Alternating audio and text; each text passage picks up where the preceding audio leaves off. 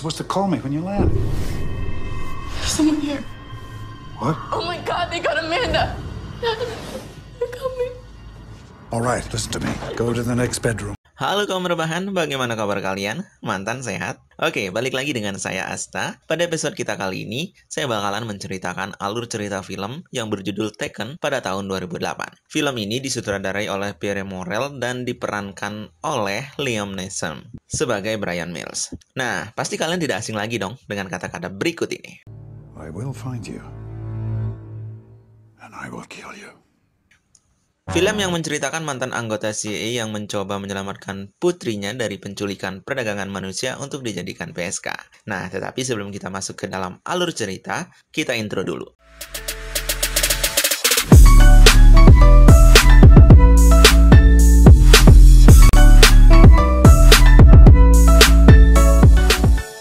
Cerita dimulai dari sebuah toko elektronik ketika Bryan Mills yang merupakan mantan anggota CIA membeli alat karaoke untuk dijadikan sebagai hadiah kepada putrinya yang saat itu berulang tahun yang berumur 17 tahun. Saat di pesta ulang tahun, dia disambut oleh sang mantan istrinya yaitu Lenore dan juga anaknya yang cantik aduhai bernama Kimi, bukan Kimi Hime ya. Kimi langsung membuka hadiah kado oleh ayahnya yang saat itu dia merasa senang. Lalu datanglah suami baru Lenore yang bernama Stuart membawakan kuda hitam untuk Kimi.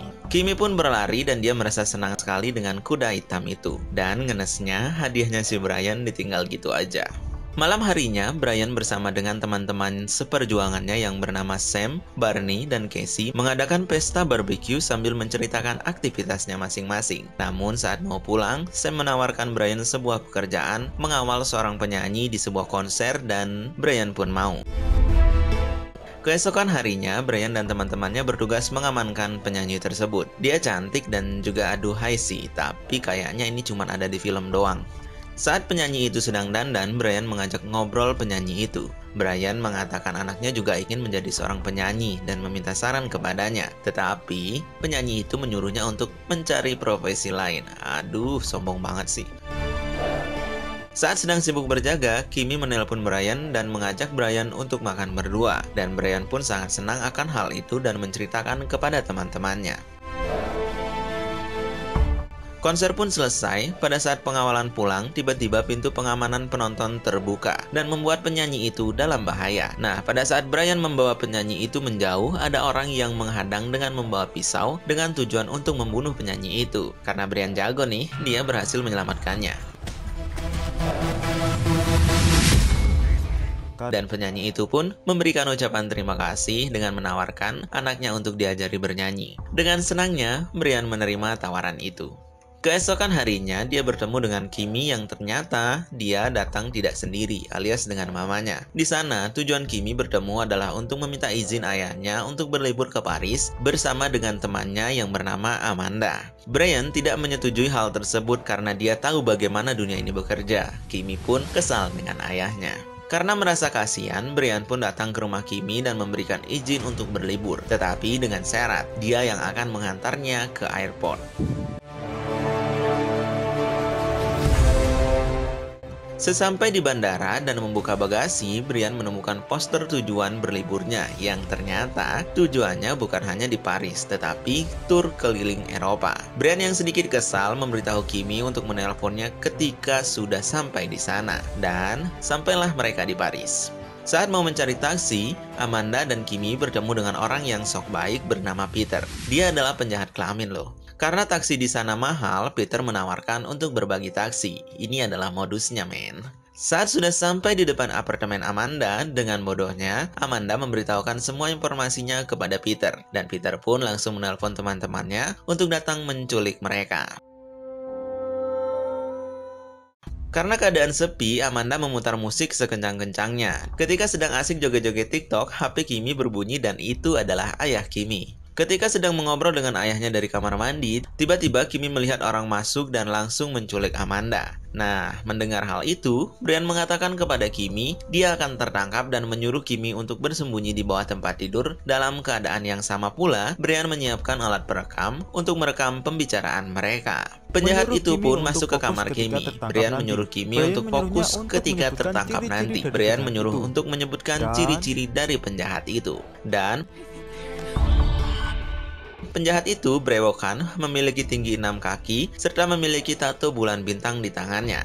Brian langsung pergi ke rumah Lenore dan memberitahu apa yang terjadi. Di sana dia juga mendapatkan informasi dari Sam mengenai penculik itu. Mereka berasal dari Albania, berdialek Tropoja, dan yang berbicara di telepon bernama Marco, yang pindah ke Paris 6 bulan lalu. Tato bulan bintang merupakan identitas kelompok yang berbisnis dalam penjualan wanita.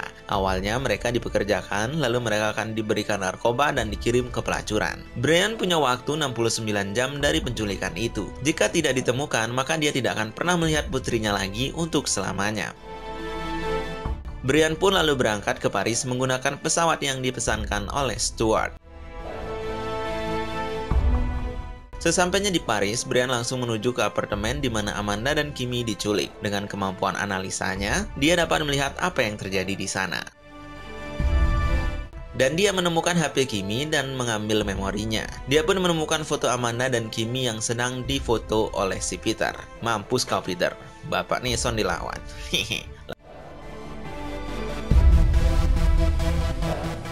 Lanjut. Nah, pada saat Peter sedang mencari mangsa, Brian pun langsung menyergap Peter sembari menanyakan Kimmy dan Amanda. Ketika sedang asik mengajar Peter, Peter ternyata tidak sendiri. Dia mendapat bantuan dan menarik Brian, tetapi Brian mengalahkannya. Pada momen ini, Peter berhasil kabur dari Brian. Nah, ketika berusaha kabur dari Brian, Peter malah ketabrak truk. Ya, mati deh. Setelah kejadian itu, Brian lalu bertemu dengan teman lamanya yang bernama Jean Cloud yang menjadi wakil direktur internal security. Entah apa kali ini, satpam kayaknya. Brian bertanya mengenai orang Albania itu, dan Jean menyuruh untuk memulainya dari sebuah tempat yang bernama Porte de Crise. Brian pun langsung ke sana dengan mobil sewaannya dan menjemput Gregor yang disewanya untuk menerjemahkan bahasa Albania ke dalam bahasa Inggris. Lalu Brian pun mencoba mendekati dan mengganggu wanita yang bisa disebut BSK, yang bertujuan untuk memancing orang Albania keluar. Brian pun didatangi orang itu dan mendorongnya. Ketika dipiting, Brian memasangkan alat untuk menyadap pembicaraan orang itu.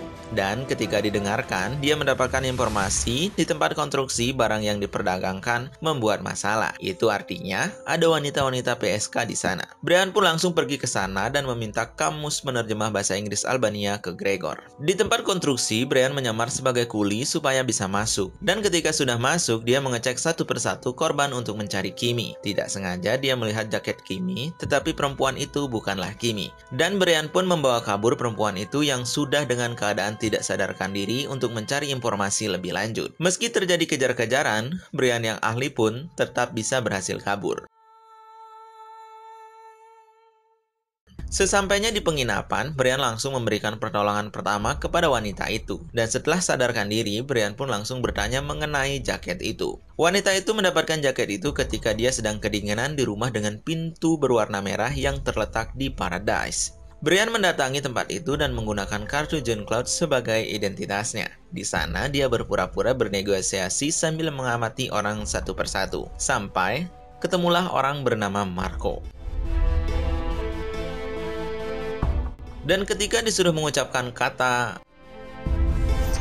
ia pun ketahuan. Good luck, Brian pun langsung menyadari bahwa penculiknya ada di depannya. Brian pun langsung menghabisi orang-orang yang ada di sana. Brian pun membuka kamar satu persatu berharap menemukan Kimmy, tetapi dia malah menemukan Amanda yang saat itu sudah mati karena narkoba yang diberikan kepadanya. Brian pun menginterogasi Marco dengan cara yang sadis, sampai Marco pun memberikan info bahwa Kimmy sudah dijual ke orang yang bernama Patrick Sinclair.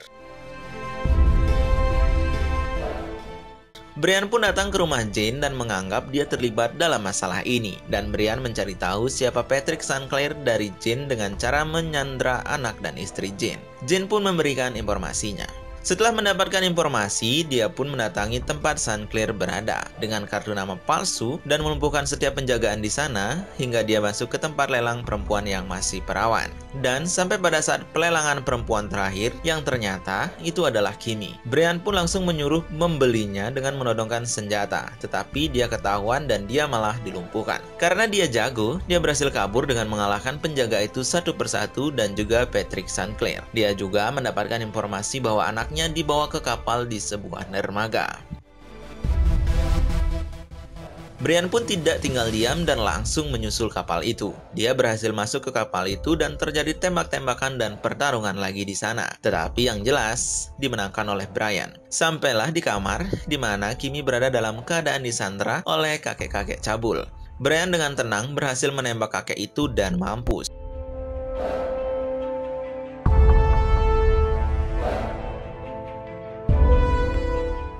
Hingga akhirnya Kimi pun selamat. Brian pun membawa pulang kembali putrinya untuk bertemu lagi dengan ibunya dan ayah tirinya. Dan cerita pun tamat. Oke, pesan moralnya teman-teman bisa simpulkan sendiri.